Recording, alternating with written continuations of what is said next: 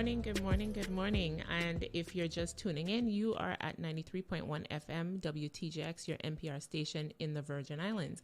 And I am not Neville. This is Jamila, just Jamila. And I am filling in for Neville this morning. And I have the opportunity, I think, to conduct the first radio interview of the new Chief Executive Officer, Executive Director of the Virgin Islands Water and Power Authority, Mr. Karl Knight. Welcome.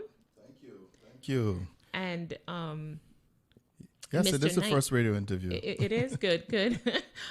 I don't know if it's good. I mean, it's good that it's me. I don't know if it's good. It's here. You know, but we're having fun though. The hostess with the mostest. I love filling in for Neville, and this is a wonderful opportunity to get to interview you.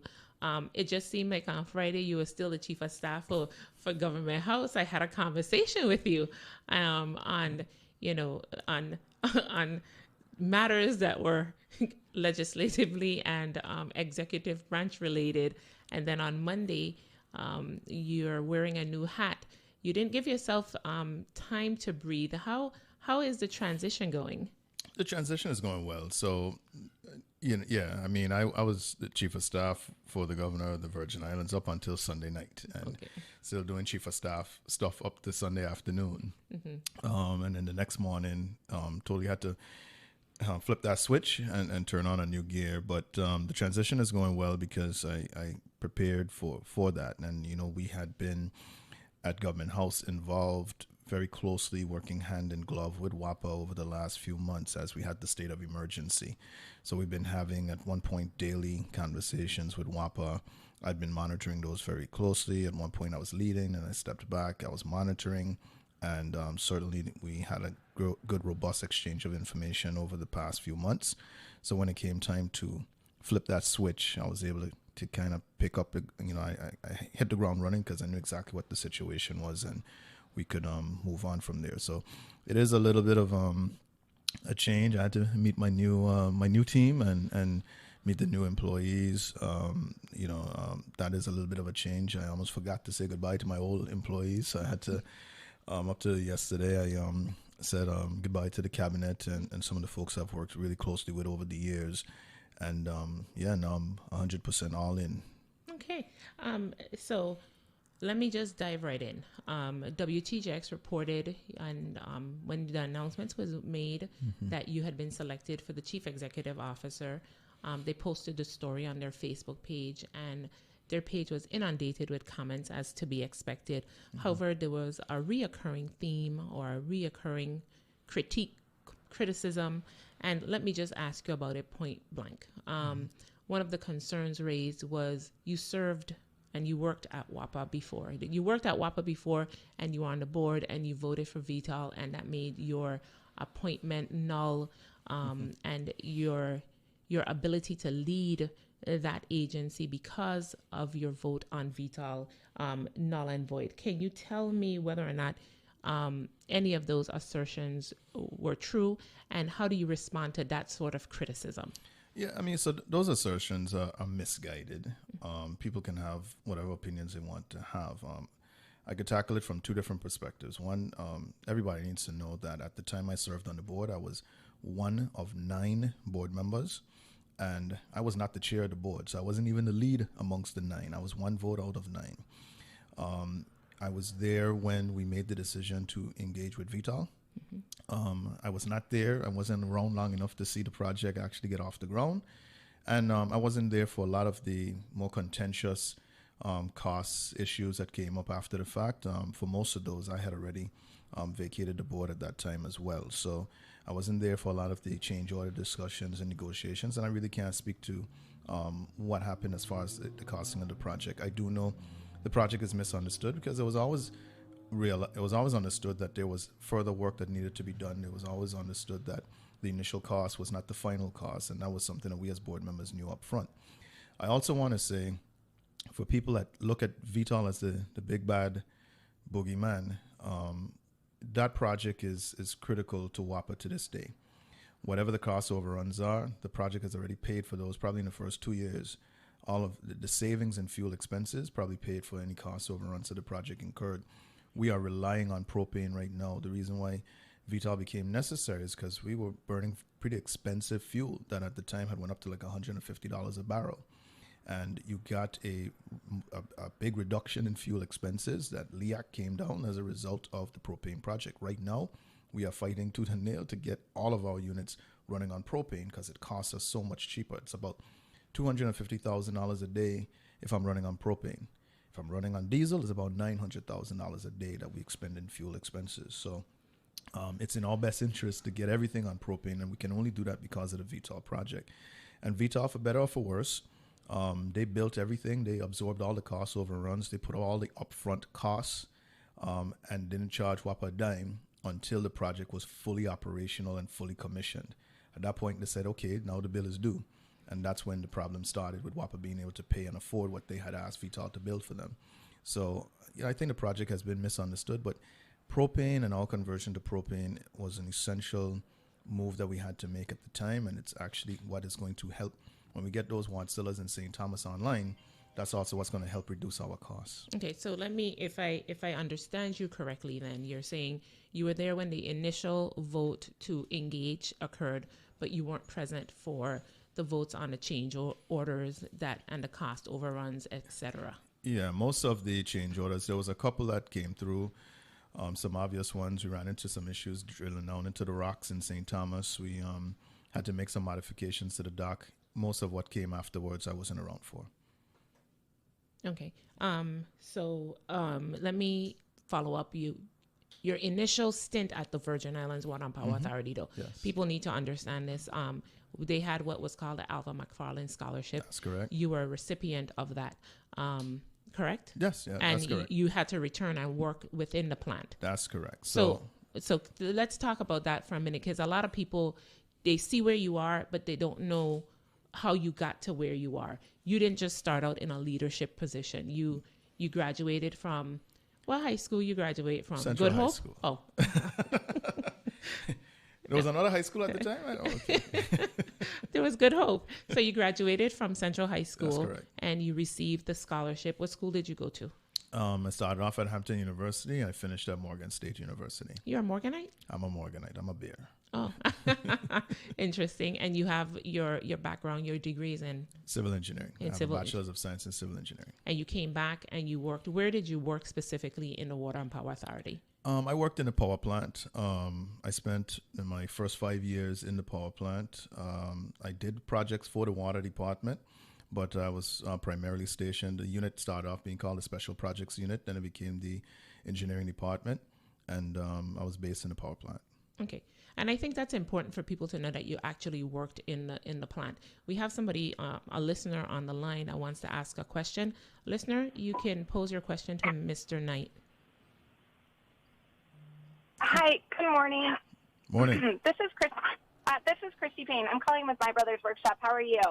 I'm fine. Good. First of all, congratulations on the new position. And I'm just calling in because, as you're very well aware, MBW has been working on our campus project for a few years now. You were helpful in getting some ARPA funds for us to use for that project, as well as a bunch of local donations. And we've been working over 2.5 years to get connected to WAPA, both water and power. And we're just about ready, should be ready to open the facility, and are waiting on a WAPA connection. And we've been working with the engineer team, the line team, and we're kind of in this holding pattern and are just trying to do everything that we possibly can, everything done on our end by our team, our electrician, our project manager, and are hoping to have some movement on the WAPA side. So I wanted to kind of pose that or give that information to you and see if there's anything you would suggest, or if you'd be willing to come out and take a tour and see what we might be able to do moving forward so we can get connected to power and be able to open and provide our services to members in the community. All right. Well, thanks for bringing that to my attention. If you're ready to be connected, let me reach out to the folks in systems planning and let me see what the issues might be, if there are any issues. So I'll certainly touch base with the team and I'll find out what we need to do to get you connected. That's not a problem. Okay, great. I appreciate it. And you've got our contact information, so I will keep an eye out to hear back from you. And thank you so much. And again, congratulations. Sure, no problem. Thank you. You guys have a great project out there. Let's get you powered up. All right. Okay, thank you. All right. Interesting call. I thought they were gonna, but sometimes you have to grab them where you can get them, right? You just really have to grab them where you can get them. And you just answered that concern about, I'm so used to telling you a constituent called, right? So I have to change from constituent to say customer, right? Yes, customers. There was a report in the Daily News about a customer, a gentleman that relies on, an electric bed. His power was inadvertently disconnected, and he was stuck in the bed for several hours. This happened on your first day of the job. How are you going to address issues with individuals who rely on medical equipment for life, and your policy as it pertains to their disconnection or potential disconnection, and then the reliability of providing them electrical service? How have you given that any thoughts since this incident on Monday? Yeah, so we did have a chance to discuss it briefly, and I was apprised of the fact that that should not have happened. It was an error, and there actually is a process by which folks who are on medically sensitive equipment can actually reach out to the authority. I think there's also a conversation that you can have with Department of Human Services, and we actually kind of have a no disconnect list for folks that are medically dependent on electrical devices. That gentleman probably should have been on that list. So we looked at our policies internally. We reviewed those, and we are doubling down to make sure that those sort of errors don't occur. And I just want the public to know that, yes, there is a process through DHS. You can also reach out to our customer service office if you have a particular situation that you can validate that you are medically dependent on an electrical device. We do have exceptions to disconnections that we can do and work with you. Yeah, and I'm aware of that program because my son I was on the do not disconnect list. Yes. I was not on the do not lose power list, but I was on the do not disconnect list when my son was living at home. Yeah. And I got on that list. Somebody had said, you need to, I was like, well, I gonna pay my WAPA bill. It was like, emergencies happen, something can happen, Jamila, get yourself on that list. And I did. And I'm very thankful that I did, because there was a time when I had a dispute with the Water and Power Authority, and that was very important to have. So those individuals, you go through the Department of Human Services, and then I actually did it reverse. I called WAPA, and WAPA told me, you just need to verify I wasn't receiving any support from DHS, but had I been receiving support from DHS, you would get a form from DHS. If you aren't, then you just have to bring in your medical certification to the Virgin Islands Water and Power Authority, and the young ladies, they take very good care of you, and they put you on that list.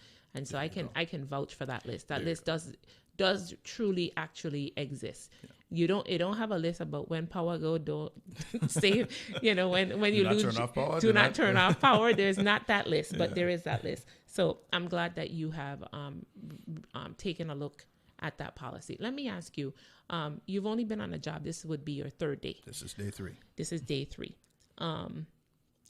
When you took this position, what were your short-term goals? I mean, going into a job, you go in and you're like, there are things that I want to do. What is it that when you took this position, you, Karl Knight, wanted to do? There are things that I want to do, but there are things that I need to do. Okay. So what I need to do right now, WAPA's cash flow, there is a liquidity crisis at WAPA. What we generate in revenues does not cover the bills. And that gap is actually just getting wider and wider as each month progresses. We have a self-imposed rate cap. I think as policymakers throughout the territory, I think we have agreed that the current rates are about as high as we can take them without having adverse effects on the economy, without having adverse effects on households, without putting a hole in the government's budget.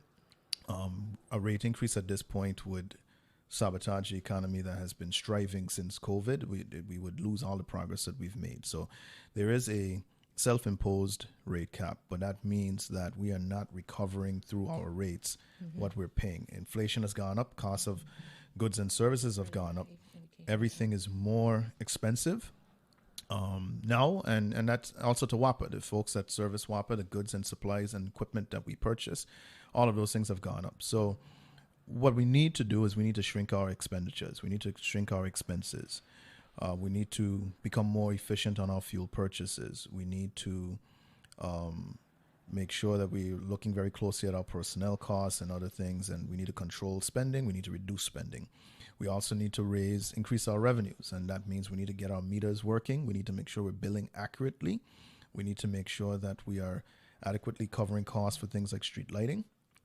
We need to make sure that we're not losing our commercial customers. We need to shore up our revenues and increase our revenues. And that balancing act between increasing revenues and dropping expenses, we need to get that to a point where our current revenues, our expenditures can fit within our current revenues without raising rates to the consumers. Okay. And I'm glad that you brought that up, because we've worked, and when I say we, in my still current capacity and in your former capacity, we've worked together with our bosses on legislation, on measures to address some of the issues at WAPA.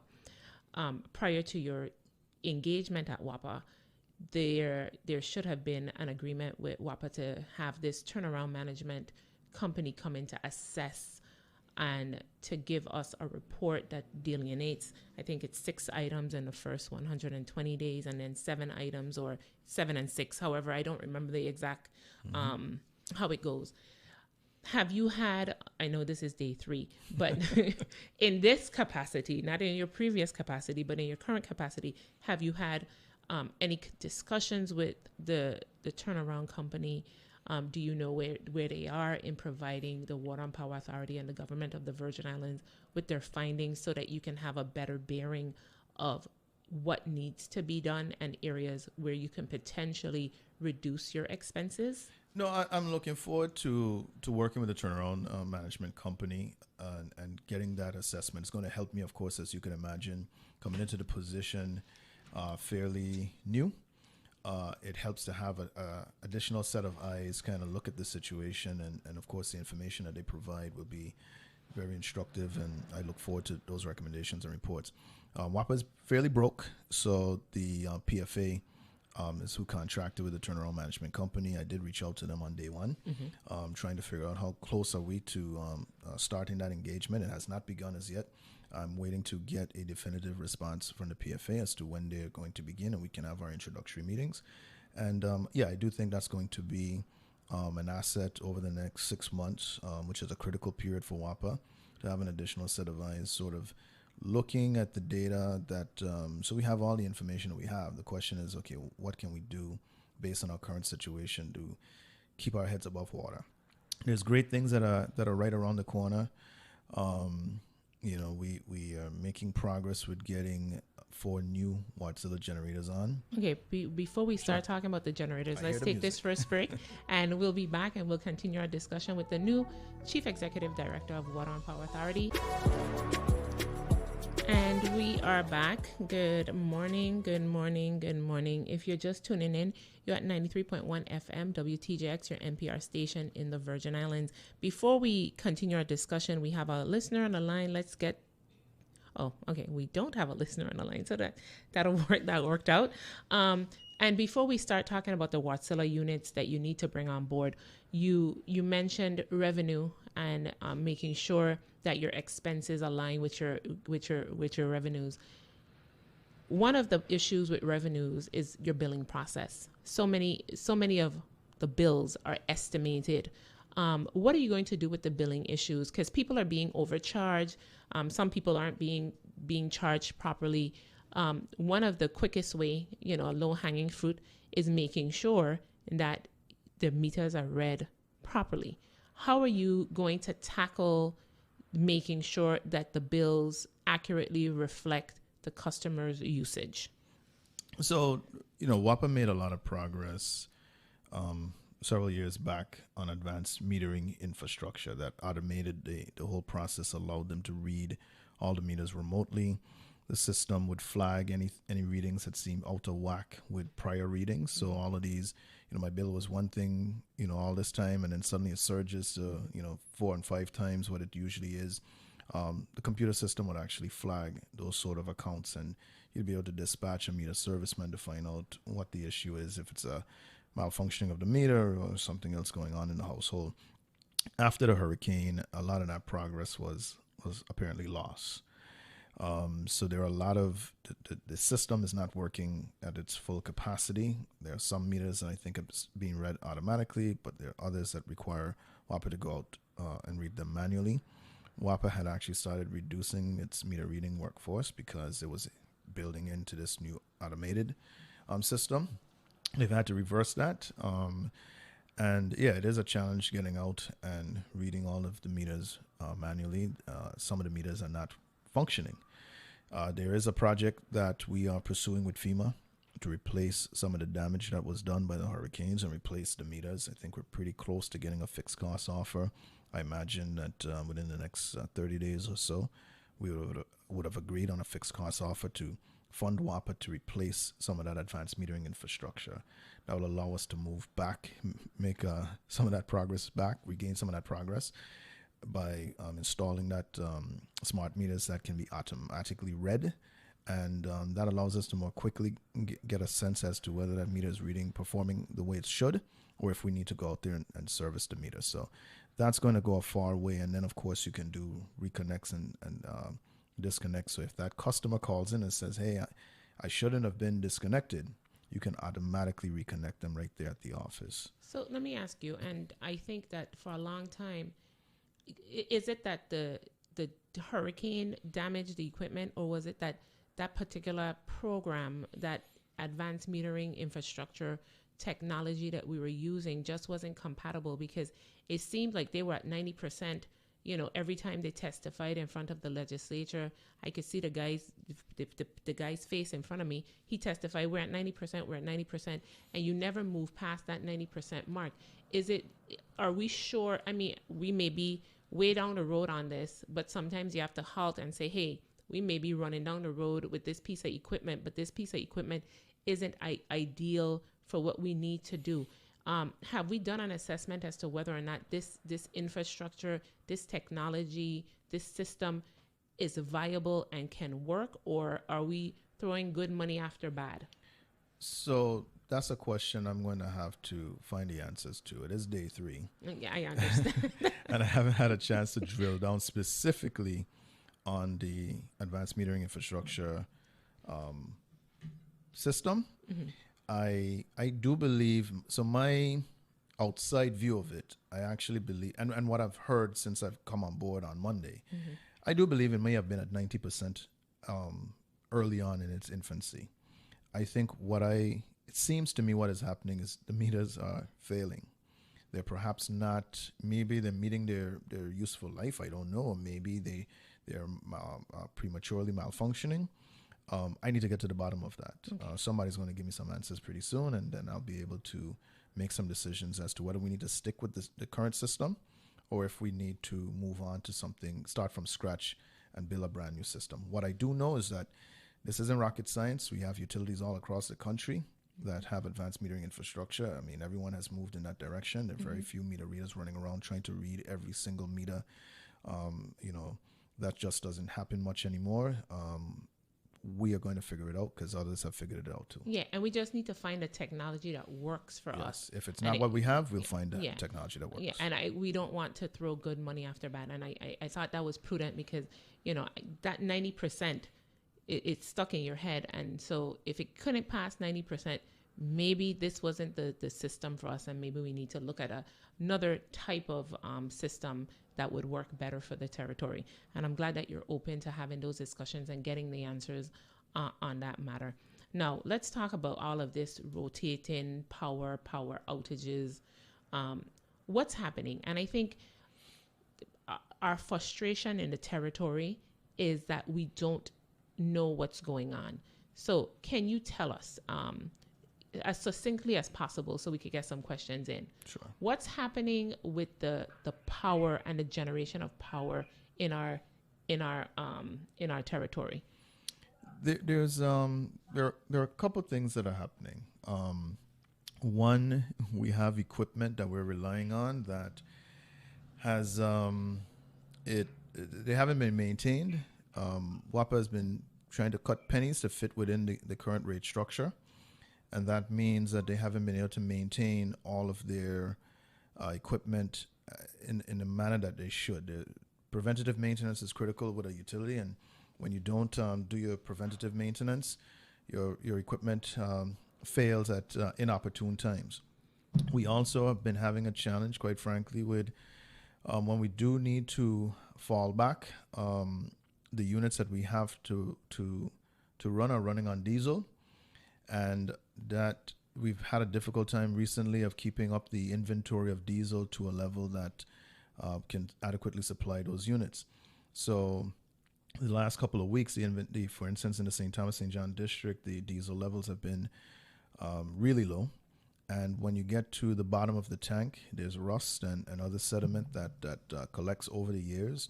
And you start sucking some of that stuff, it starts to foul up your fuel pumps, it starts to foul up your filters, and your units start to trip. The only solution to that is you got to put fuel back into the tank. And WAPA was late in getting one of its fuel barges in because of some fiscal issues. And so they ended up really low in that tank, and they ended up sucking up those dregs and fouling up some of the equipment. So the challenges at the end of the day are financial in nature, the ability to adequately maintain units, and the ability to adequately maintain fuel inventory. We also have a challenge of being able to get some of the newer units online. If WAPA had gotten those online a little sooner, we probably would be able to avert a lot of the issues that we're having now. So, of course, there's a big push to get those Wartzellas online. They run on propane. It's a cheaper fuel. We can get more BTUs out of those out of the plant for less costs, which is the bottom line. And so we're moving very quickly in that direction as well. Okay, so let me ask you about the challenges with vendors. It's important when a new leader comes in that you develop relationships with your vendors and you have discussions with them.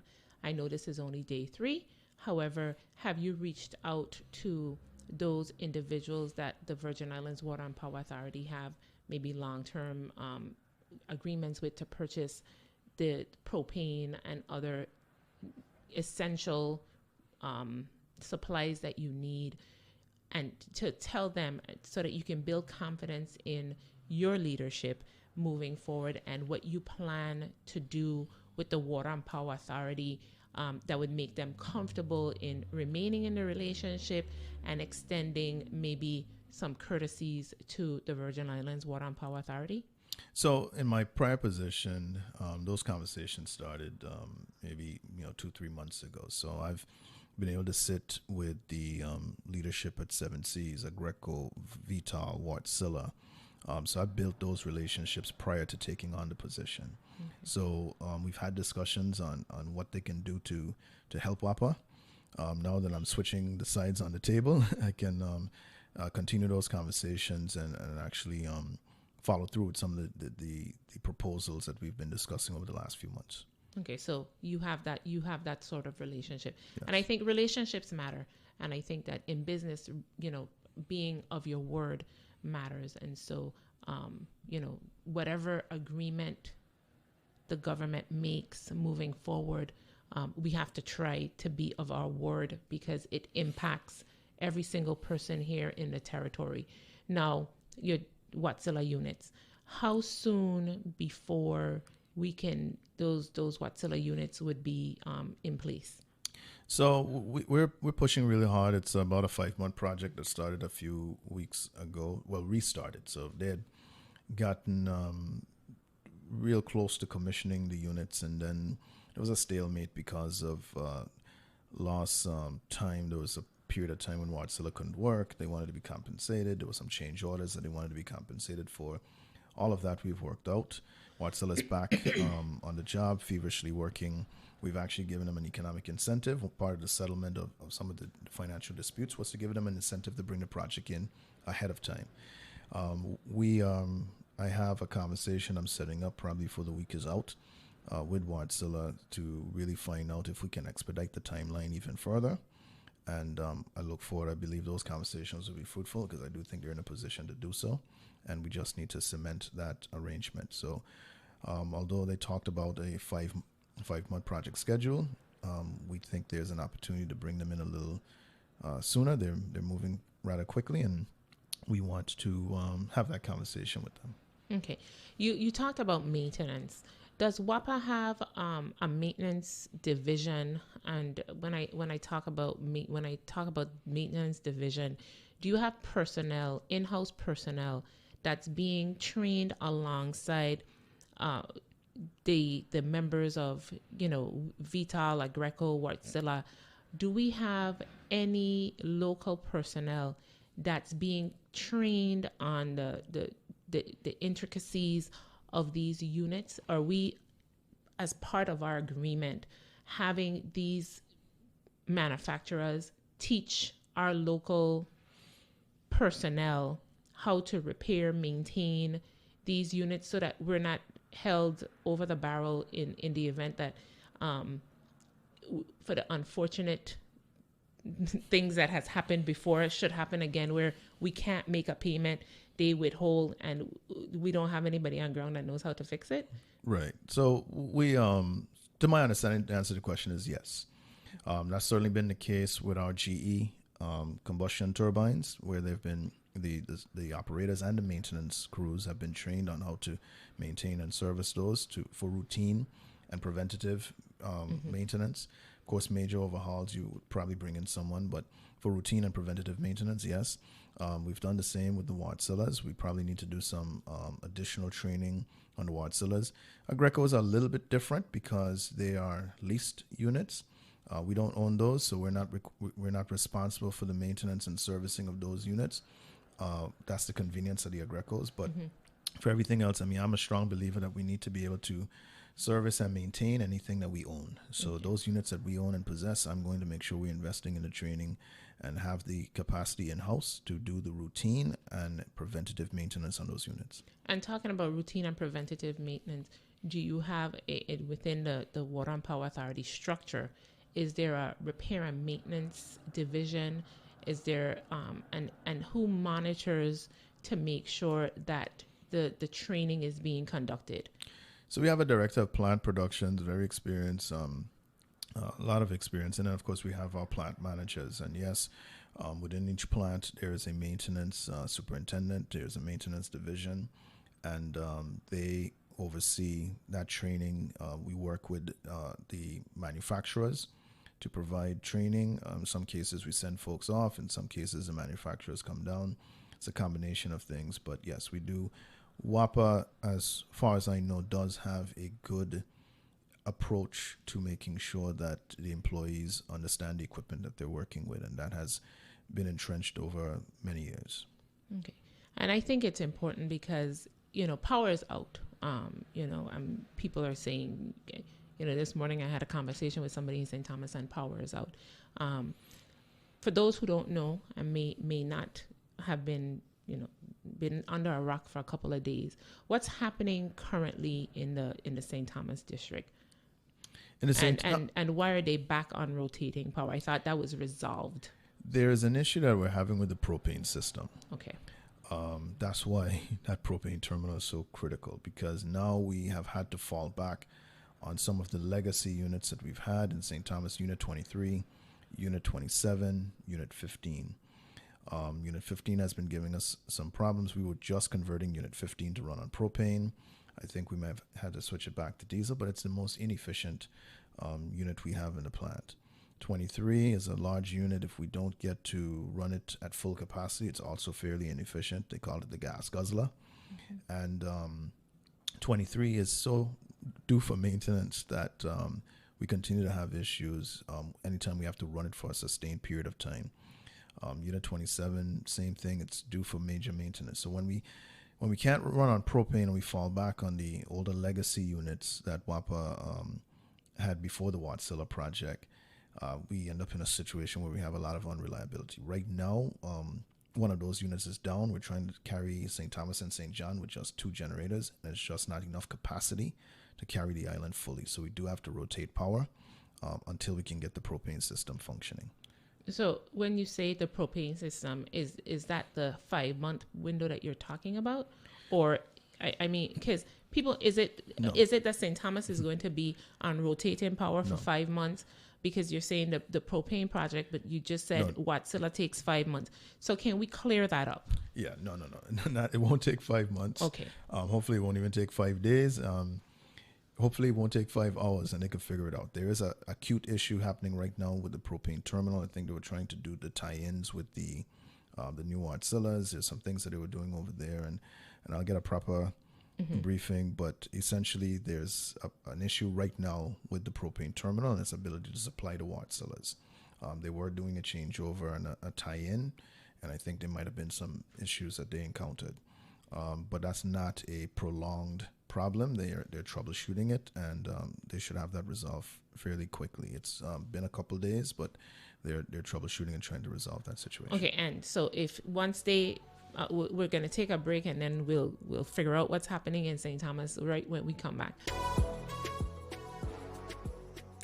And we are back. If you're just tuning in, you are at 93.1 FM WTJX, your NPR station in the Virgin Islands. I'm Jamila, filling in for Neville James, and I have the opportunity to interview, the first radio interview with Mr. Karl Knight, the new CEO, Executive Director of the Virgin Islands Water and Power Authority. This is day 3 of his leadership over at the Water and Power Authority, and trial by fire. You sink or swim. Yeah. And so we're talking about the generation units in St. Thomas, the tie-in. I know this is day 3. You said that the reason for the outage is they ran into some difficulties in the conversion to the Wärtsiläs. So my wonderful team in St. Thomas updated me during the break. Okay, thank you. So it is growing pains. It is the tie-in with the new Wärtsiläs. They're trying to commission the propane, and so they've had to shut down the system. It's going to be shut down until Friday. Okay. Unit 23 is giving problems. They have 2 units that are trying to carry the island on, Unit 15 and Unit 27. Those are not the most reliable units, but they're working on getting Unit 23 back on, and then they'll be able to get off of the rotating schedule. But we did have to take down the propane system, so all Wärtsiläs, including the 2 that were running that are not part of the current project, everything is down on the propane side, and we're trying to carry the island with 2 units, and hopefully pretty soon with the 3 units. If we can get all 3 units running, we will be able to get off of rotating power. It is a little bit of a growing pain as we try to get the new units commissioned. Okay, so, and let me ask you about the new unit commission. When you say commission, I need to make it understand clearly, because you're having a discussion before the week ending with Wärtsilä about that 5-month time period. Right. Are we talking about you're going to be running St. Thomas on those 3 diesel units until this 5-month period ends? Or are you going to be able to get back some of the propane so that there is reliability in the St. Thomas St. John district? So St. Thomas currently has 3 Wärtsilä units that run on propane, and 2 are operational. Nothing's wrong with them. They can go today if the propane system was on. There's 1 that's down for maintenance that we'll be getting back, I think, on August 15th. So we'll have those 3 units operational. Unit 15 can swing over to operate on propane. So once the propane system is back this Friday, we'll swing 15 over to operate on propane. The commissioning is of the 4 newest units that we're installing. Okay. And so we have to run them through a series of tests to make sure that they can function as the manufacturer has represented. Okay. So, in the St. Thomas and St. John district, we're looking at no sooner than sometime over the weekend where the rotating power will probably end. No later. We expect it to end. It could end today if we get Unit 23 up today. Okay. But the I challenge like to manage is, expectations, you know. it should be no later than Friday. No later than Right. Friday. On Friday, we should be turning back on the propane system. And even if we failed to get Unit 23 functioning by then, we should be able to carry the islands once again. We those guys are working right now as we speak, trying to get 23 back up. Okay. I just want to, so St. Thomas, you're probably going to be in rotation until Friday. Have you issued a rotation schedule, and are you adhering to that rotation schedule? Yeah, so I'm trying to tweak that process because we only rotate power when we absolutely have to. So sometimes when we jump out and we say this is the schedule, sometimes we're able to keep the power on a little bit longer. We are able to avert the rotation schedule a little bit longer, and so that throws off the schedule. We're trying to figure out a way to be a little bit more flexible in how we inform the customers. So, we're talking about having a conversation that says, we may have to rotate, and if we have to rotate, this is the period of time that you'll be out. When we start the rotation, this is the order in which we will be rotating, and kind of leave ourselves some wiggle room. Because what's been happening is sometimes we are able to avert rotation for a period of time, and then when we start, the schedule that we put out is already outdated. So we're trying to be a little bit more nimble. This has been for the past month, this has been quite a challenge, and so we're trying to figure out a more effective way to allow the customers to plan around our rotation schedules and our operational challenges.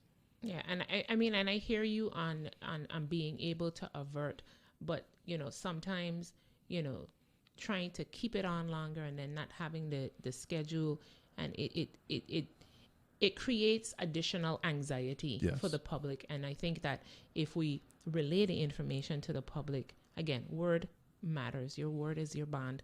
If you're going to come off, while you may like to keep it on, if this is the schedule, you try to adhere to the schedule, because people plan around what's published. And so, I'm just food for thought. We have a caller, a listener that wants to ask you a question. Go ahead. People plan around what's published. Caller, you can go ahead. You have to turn down your radio. Caller, you have to turn down your radio. Hello. Yes. Yes. Can you can ask your question? Yes. I think the switching from propane, I think, if I'm correct, when they switch from propane to diesel, there's a lot of downtime for that also. We're losing a lot of businesses and losing a lot of money by having this occur. It's either we're going to use one system or we're going to use the other one. I don't understand why we switching between the both. Yeah, there's not a lot of downtime. We can switch a unit. It's a matter of hours to switch a unit like Unit 15 on St. Thomas or Unit 17 on St. Croix. It's not a lot of downtime at all. And it provides us the flexibility that allows us to do things like what we're doing right now, where one system isn't available, there's another source of fuel. Before, we were dependent on one source of fuel, and if anything happened to that source of fuel, a delayed shipment, a barge can't get in the harbor, you were just out of luck. We now have the flexibility of being dual fuel, and that's it's not instantaneous, but it's not a lot of downtime. We're able to do it without an outage at all. Okay. Well, okay, the caller is gone. Okay. All right. So I think that's the frustration for a lot of people. Let's just face it. You have taken over the helm of an authority that people aren't warm and fuzzy about. The lack of information coming out of the authority, the quality of information, the validity of the verity of the Lord, I just stumbled all over my tongue of the information coming out of the authority has not been what people expect. We don't trust the Water and Power Authority. What are you going to do to regain the trust of the people who, when they open up when you see the little WAPA logo on your bill, you get anxiety in the post office. I just got my bill and I was scared to open it. And I know I'm not the only one. Yeah. What are you going to do to build back the trust? People are being wrongfully billed. And when you call customer service, sometimes you don't get somebody who's understanding on the other end. How are you going to communicate to a community that you feel their pain and that you want to fix the problems that exist? How are you going to do that? So I starting with these sort of opportunities, I really, WAPA has a lot of really talented, capable individuals working throughout the company. I don't need to go and hold a wrench for them. I want to be in a position to have a constant and consistent dialogue with the public, to make the rounds, talk to the stakeholders wherever they may be, explain that we are going through a transformation process. I'm building a utility for the future, and that's going to take us a little bit of growing pains. It won't take us a lot of time.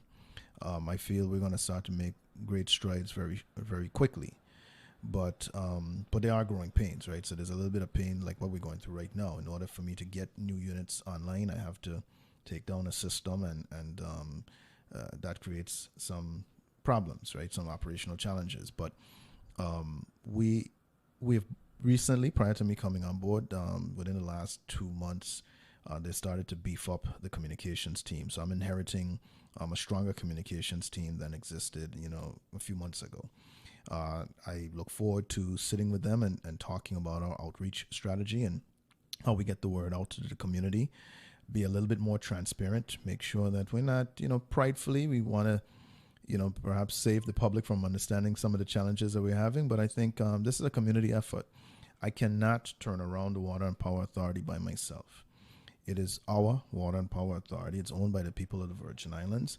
It's a community effort.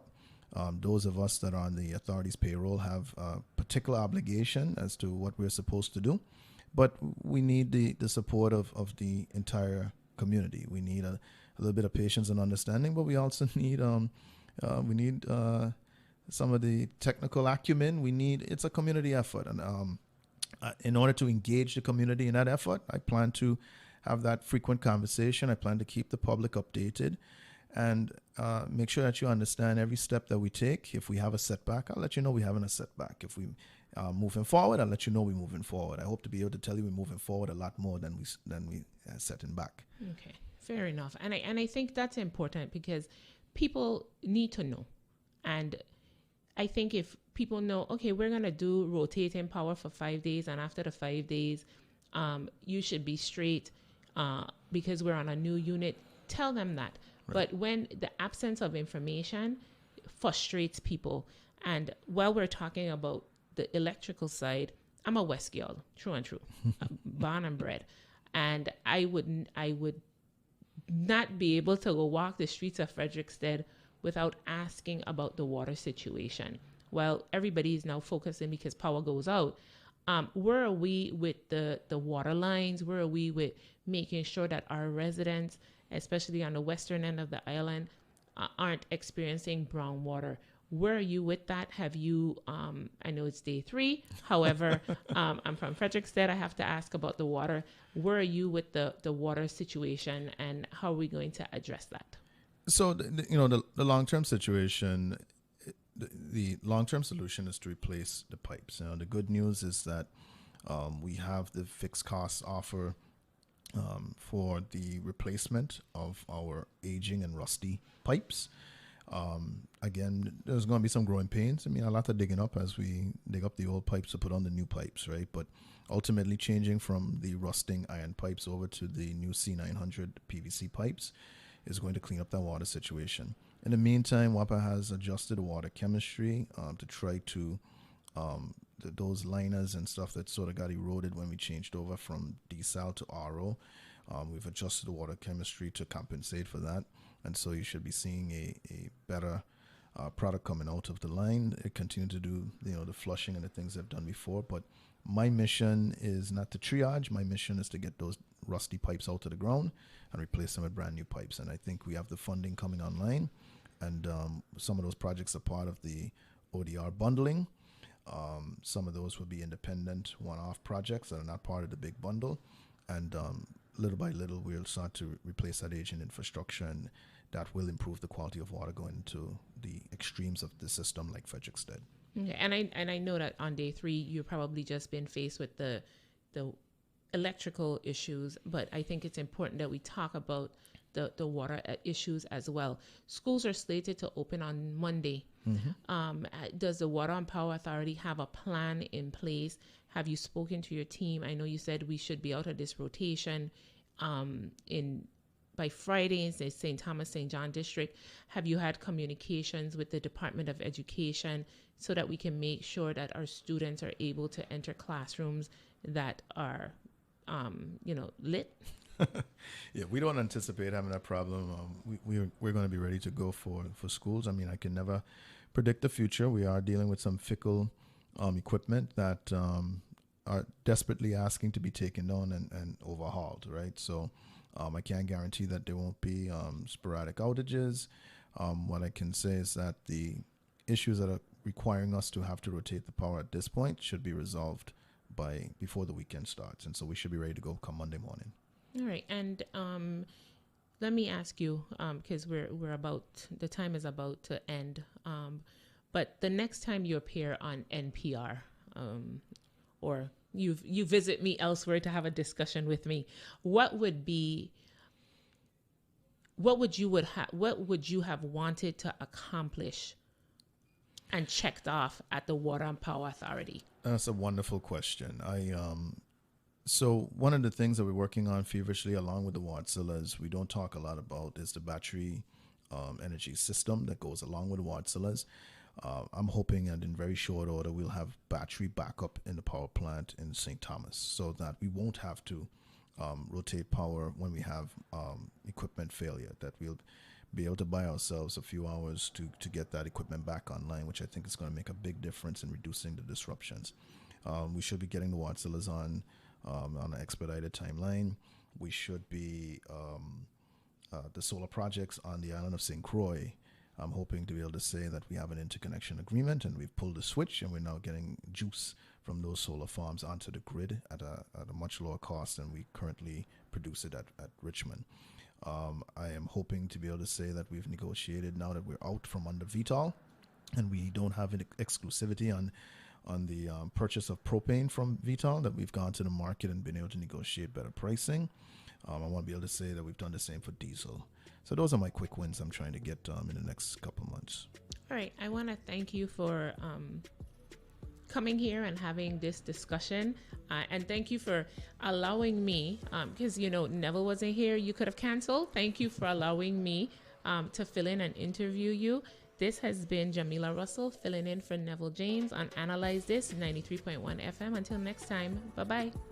The views and opinions expressed on Analyze This are entirely those of the on-air participants and do not reflect those of the station's board, management, staff, or underwriters.